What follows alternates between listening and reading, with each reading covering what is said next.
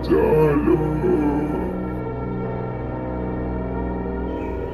एक समय की बात है जब राज नाम का एक व्यक्ति अपने घर लौट रहा था। वो दिन भर मजदूरी का काम किया करता था और रात को किसी ऑफिस के बाहर पहरा दिया करता था। लेकिन राज को एक दिन अपनी तबीयत बहुत ज़्यादा ख़राब महसूस होती है, इसलिए वो फ़ैसला करता है कि अब वो घर जाकर आराम करेगा। राज बिना कुछ सोचे समझे जहाँ रात को काम करता था वहाँ से किसी को भी बिना बताए निकल जाता है, क्योंकि उसे वाकई अपनी तबीयत बहुत ज़्यादा ख़राब लगने लगी। राज जिस घर में रहता था उस घर के पीछे एक बरगद का पेड़ था। सुना था वहाँ पर किसी महिला ने अपनी जान दे दी थी। जान देने की वजह का पता नहीं चल पाया, लेकिन अक्सर कहते हैं लोग कि इस बरगद के पेड़ के पास किसी महिला के साये को देखा गया है। खैर, राज भूत प्रेतों पर विश्वास नहीं रखता था।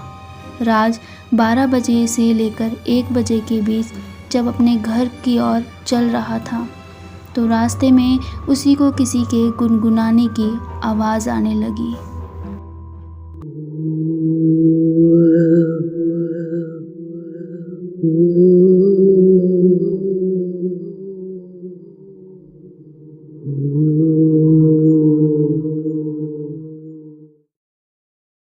राज ने जब इस आवाज़ को सुना तो उसके होश उड़ चुके थे। वो बहुत ज़्यादा घबरा गया था और बस जल्दी जल्दी घर की ओर बढ़ने लगा था। लेकिन राज को नहीं पता था कि वो घर अपनी ज़िंदगी में कभी पहुंच ही नहीं पाएगा। दरअसल राज जब अपने घर बस पहुंचने ही वाला होता है, उसे 10 से 15 मिनट लगते पहुंचने में, लेकिन उससे पहले ही मौत इंतज़ार कर रही थी। जब राज अपने घर की ओर बढ़ रहा था तो रास्ते में अचानक से एक महिला उसके सामने आ खड़ी होती है और उसका गला दबाने लगती है।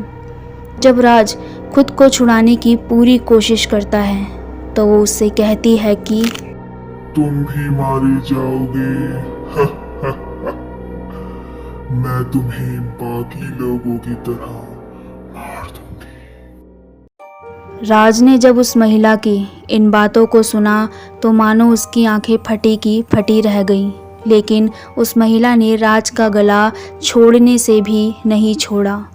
आखिर ये महिला कौन थी जो इतनी भयानक रूप लेकर राज को मारना चाह रही थी?